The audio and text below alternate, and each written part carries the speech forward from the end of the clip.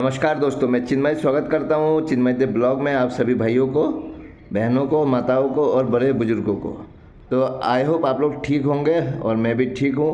तो आज पार्ट 2 लेकर आ गया हूँ, जो 23 मार्च 2026 को हम लोगों ने तालकोटरा स्टेडियम पर जो भी कार्यक्रम हुआ उसका पार्ट 2 है। आज दिवस पे अभी सचिन जी कुछ कहेंगे, वो सुनिए। सुनने के बाद आप बताइएगा, कमेंट कीजिएगा आपको पता था या नहीं, और अगर है तो क्या था पता, और नहीं है तो सुन के कमेंट जरूर कीजिएगा।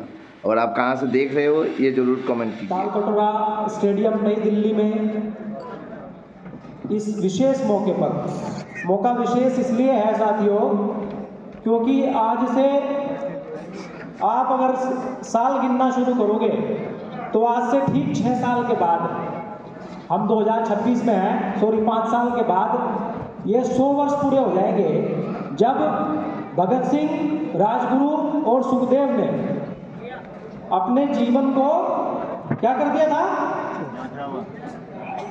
मतलब ऐसे कोई माचिस की तिल्ली जला देता है और फेंक देता है, इस तरीके से ठीक हो जाता है।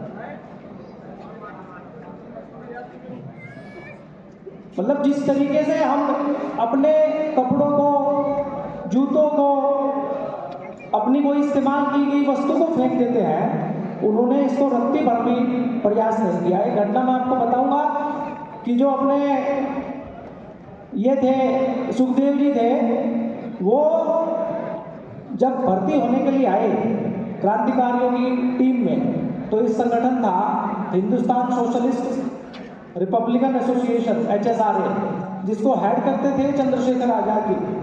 आपने सबने नाम सुना होगा। तो उसका नाम पहले HRA था, लेकिन भगत सिंह ने उसको सोशलिस्ट शब्द उसमें जोड़ा था आने के बाद।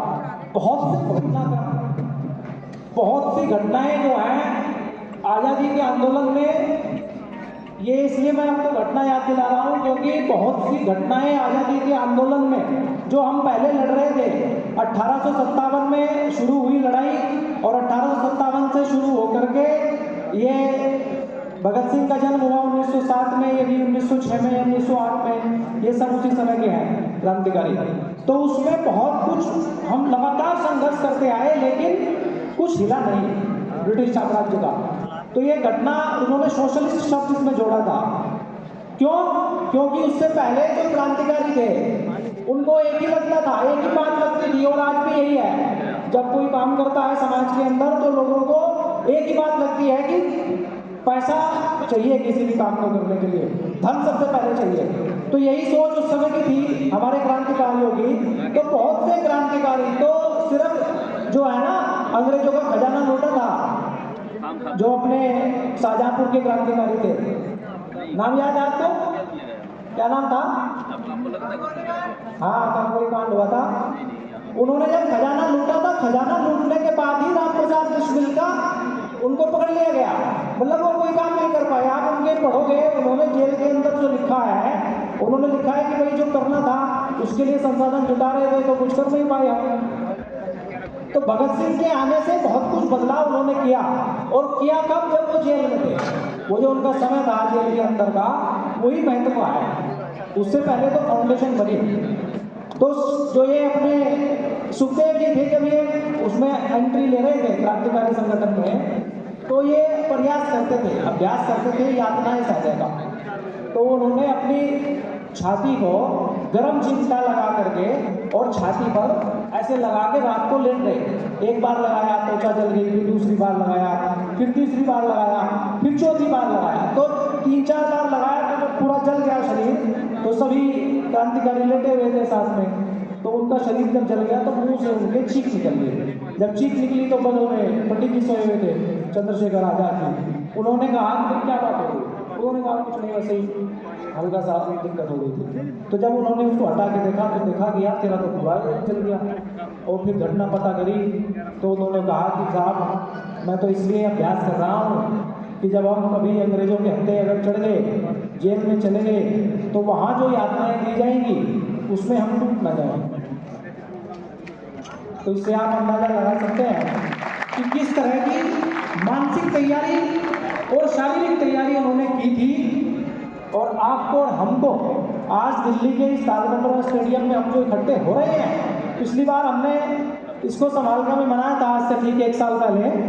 बार बार क्यों बुला रहे हैं लोगों को, क्यों बार बार उनको बुलाया जा रहा है, क्यों शहीद दिवस मनाई जा रही है? ये तो भला हो जनता सरकार मोर्चा का कि जहाँ शहीद स्मारक है अपना हुसैनी वाला में, इनकी समाधि है तीनों की, भगत सिंह, सुखदेव और राजगुरु की, तो वहाँ सिलेंडर से ज्योति जल रही थी। तो जनता सरकार मोर्चा ने 2 चम्मच घी की मुहिम चला करके जो लोगों से 12 क्विंटल घी इकट्ठा किया और वहाँ पंजाब सरकार के अंडर में वहाँ देसी घी की जोत जलाई।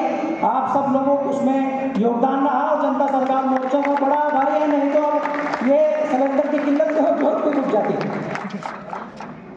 है ना। आपके घर की गैस नहीं है तो वहाँ कैसे चलेगी? तो साथियों, ये इसलिए आपको बार बार बुलाने का प्रयास है और ये बताने का प्रयास है कि जो यातनाएं उन्होंने सही, क्या इसी व्यवस्था के लिए अपने जीवन को कुर्बान कर दिया, 125 दिन भूख हड़ताल कर दी? तो ये सवाल है। जब तक ये सवाल ज्यादा लोगों तक नहीं पहुंचाएगा तब तक ये कारवां चलाना पड़ेगा, मजबूरी है। कोई हम इसमें खुशी से नहीं लगे हुए इस काम में, मजबूरीवश लगे हुए हैं दोस्तों, क्योंकि ये तो करना ही है।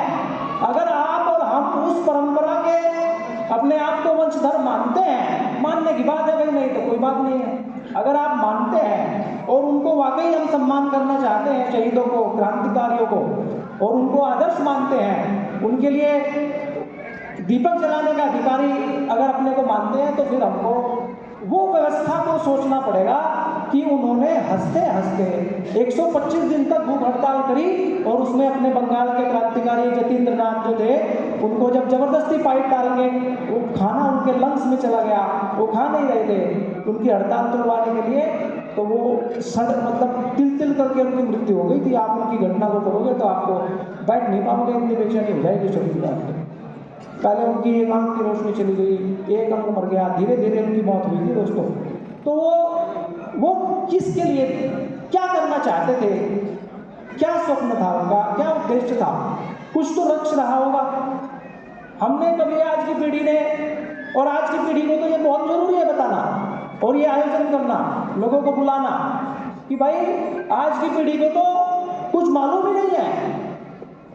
उनको तो ये उलाला, ये यूट्यूब पर पता नहीं क्या क्या देख रहे हैं, वो ऐसे अश्लील गाने अभी बैन हुआ है, कौन सा गाना था वो, उससे पहले वो मतलब शब्दों की गरिमा को तो छोड़ो, गरिमा शब्द का भी उनको नहीं पता है। जो जिसको आप नायक मान रहे हो समाज का, और जिसको आप पैसा, धन, संपदा सराहों पर बिठा रहे हो, उनको आपकी कुछ नहीं पड़ी है। और एक तरफ आप भगत सिंह, राजगुरु, सुखदेव का वंशधर कर रहे हो, समझ रहे हो नहीं समझ रहे हो? तो इसलिए हमको बार बार अपनी परंपरा को जागृत रखने के लिए शहीदों का क्या सपना था उस पर हम चर्चा करेंगे ही, तो उस पर हम चर्चा करेंगे ही। लेकिन अभी एक इस पर आप सब लोगों का मैं स्वागत अभिनंदन करता हूं। अभी क्योंकि मौसम खराब है, कुछ साथी आ रहे हैं, तो अपनी जो टीम है इसके बाद एक राजविंदर भाई है पंजाब से, इनका एक 2 मिनट की प्रस्तुति होगी इंकलाब की।